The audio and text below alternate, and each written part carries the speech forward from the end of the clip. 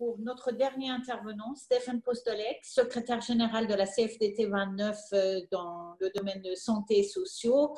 Vous êtes par ailleurs vous-même personnel de santé, vous êtes infirmier. Donc voilà, on est vraiment envie de savoir votre regard par rapport à ce que nous avons vécu, parce que vous étiez au cœur des problèmes, et aussi vos réflexions, comment on peut changer notre mode de gouvernance dans notre système de santé. La parole est à vous. Ok. Bien, déjà, merci pour l'invitation. C'est sûr que c'est un sujet qui anime, j'ai envie de dire, tout le monde. Hein. Le sujet de la santé est quelque chose de primordial. Et effectivement, l'accès à la santé doit être réfléchi à tout moment. J'ai été attentif à tout ce que vous avez pu dire, les unes et les autres. Notamment sur la crise du Covid. Alors moi, déjà, d'emblée, c'est vrai que j'étais extrêmement surpris de voir que ce sujet, sur un échelon national, n'avait pas été anticipé, parce qu'on a toujours su que ce risque était évident à un moment ou à un autre de l'histoire contemporaine de l'humanité, et que ce risque arriverait à un moment ou à un autre, et au-delà du risque, il s'est présenté comme une situation réelle et concrète. Donc ça a bousculé bien évidemment tous les organes fonctionnels de prise en charge des citoyens. On a eu sur la Bretagne, je pense, une réactivité rapide, hein, des hôpitaux notamment, mais aussi de l'ensemble des collectivités, comme vous avez pu le souligner. On n'a pas eu à subir je n'ai pas de mots pour le qualifier, parce que quand j'entends mes collègues du Grand Est en parler, certains en pleurent encore, ça a été vraiment effroyable. Donc on n'a pas eu cela, fort heureusement. Pour autant, tout le monde a été mobilisé. Ce que j'ai pu entendre, notamment, c'est sur le sujet de la gouvernance, et qui me paraît évidemment fondamental à traiter, puisque notamment au niveau des hôpitaux, hein, où on voit que depuis de nombreuses années, réforme après réforme, sans jamais d'ailleurs évaluation des réformes précédentes, on avance, et on arrive à… On parlait d'efficience tout à l'heure, à un système qui se veut efficient, mais qui est par nature maltraitante envers les professionnels qui s'investissent. Donc, effectivement, je pense qu'il y a lieu qu'on ait un regard bienveillant en tant que politique, hein, sur le fonctionnement des établissements, et que le côté budgétaire ne peut pas, évidemment, être balayé d'un revers de la main, mais il ne doit pas conduire non plus à des catastrophes que l'on voit régulièrement au niveau des hôpitaux. Alors, vous avez dû l'apprécier depuis déjà plusieurs années, hein, au niveau des urgences, il y a quand même eu de grandes problématiques, et ça vient aussi en lien en fait, avec ce que disait alors Monsieur Coursier, je crois, excusez-moi, hein, mais j'ai pas très bien noté les prénoms et les noms, mais sur le fait qu'il y a une absence d'articulation entre médecine de ville et hôpital. Une médecine de ville qui a fondamentalement changé aujourd'hui aussi, hein, puisque on n'a plus, comment dire, alors je ne vais pas dire autant de médecins, mais je veux dire que le rapport au travail a peut-être un peu changé sur les années qui viennent de se passer, et on voit qu'effectivement le recours à l'hôpital est régulier et très fréquent pour des situations qui ne relèvent pas de l'hôpital. Donc il y a lieu de réfléchir effectivement à ce qu'il y ait une meilleure articulation médecine de ville et hôpital. Et je pense qu'effectivement, à cet égard, il faut que politiquement, on arrive à trouver un fonctionnement avec justement une mobilisation de l'ensemble des acteurs avec, on va dire, un encouragement politique à le faire. On mesure l'écart qui existe entre justement la médecine de ville et l'hôpital, avec les difficultés qu'il y a de travailler sur des projets communs. Et ça, je pense que c'est fondamental. Et à ce titre-là, je pense que on aura toujours un écueil que l'on n'arrive vraisemblablement pas à régler dans ce pays, c'est la liberté d'installation des professionnels, ce qui amène effectivement à ce que la concurrence puisse se mettre en place sur qui est capable d'attirer de la meilleure manière possible tel ou tel professionnel, et justement amenant à ce que la constitution des déserts médicaux. Donc ça, c'est quelque chose d'important.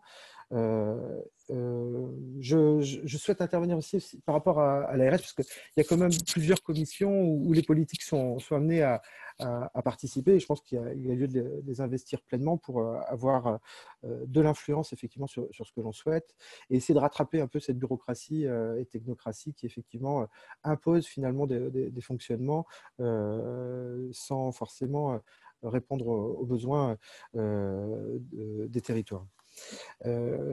J'ai entendu certaines choses effectivement qui m'intéressent, notamment sur le Ségur de la santé. Alors je vais quand même essayer de rassurer Jean-Jacques tout à l'heure quand il disait par que les infirmiers n'avaient pas à être représentés. Alors, les centrales syndicales qui ont été invitées à discuter représentent toutes les professions. Justement, c'est ce qui permet d'éviter trop de corporatisme.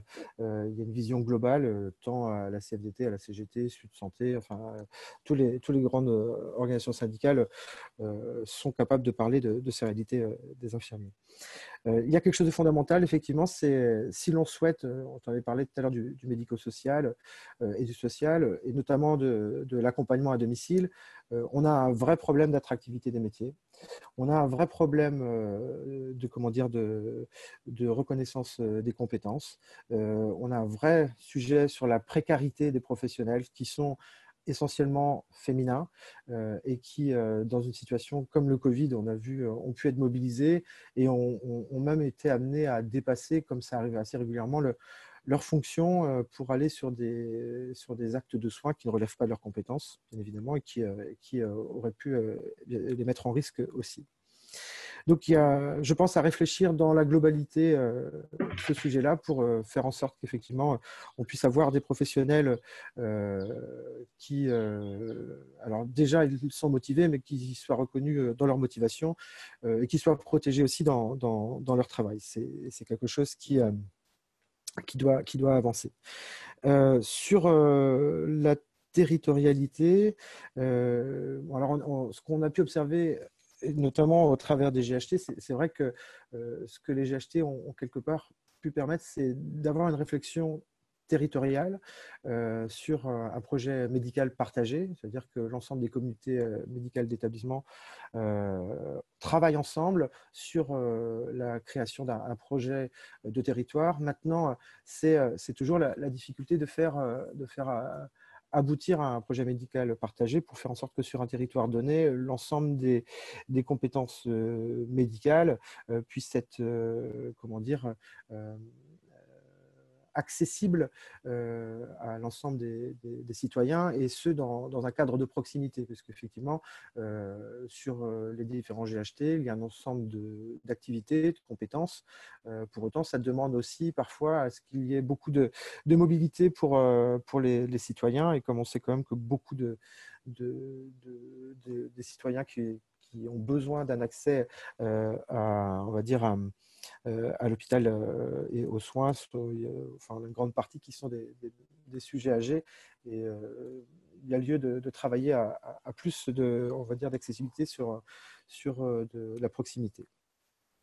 La question du financement, la qualité des soins, moi je pense qu'effectivement c'est quelque chose d'important. Hein. Bon, je ne vais pas redire, mais c'est vrai que ça fait des années où les différentes centrales syndicales viennent dire que le financement n'est pas à la hauteur des besoins. Hein. L'ONDAM, l'Objectif national d'espérance d'assurance maladie, n'a pas suivi finalement l'évolution nécessaire de dépenses et ce qui a amené à ce qu'il y ait des réflexions sur la répartition des activités et la perte de services ou de lits, donc qui est à questionner. Quand on parle de qualité des soins, je pense que fondamentalement, on ne peut pas décorréler le principe même du bien-être au travail. Je suis désolé d'insister là-dessus, mais c'est juste fondamental. Les situations, enfin, on ne peut pas prendre soin de qui que ce soit si on n'est pas bien soi-même. Et on a pu observer justement dans cette technocratie, cette bureaucratie,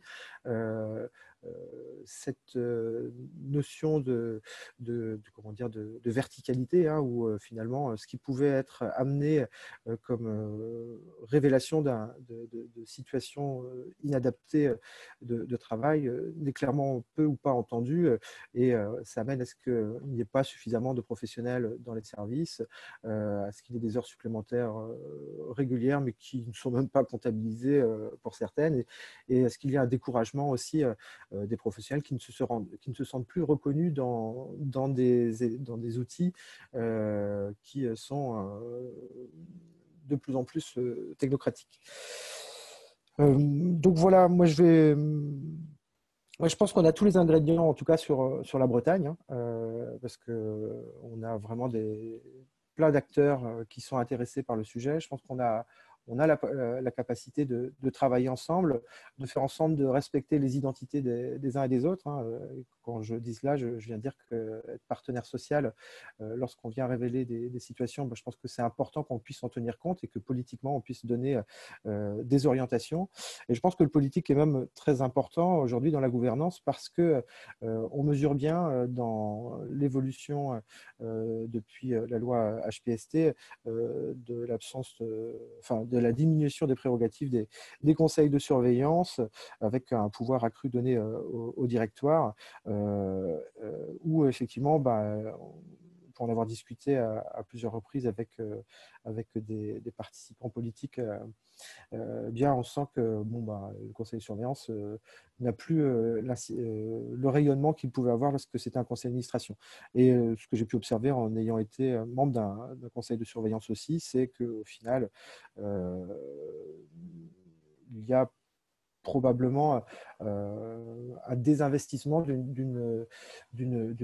enfin, peut-être pas un désinvestissement, mais un investissement moindre que ce qu'il aurait pu être pour ce sujet de la gouvernance des hôpitaux.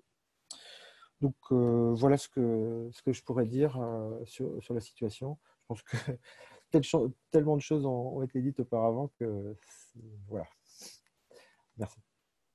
Merci beaucoup, Monsieur Postolek, pour cette intervention très concise, mais très éclairante. Mais j'ai beaucoup de questions qui sont déjà arrivées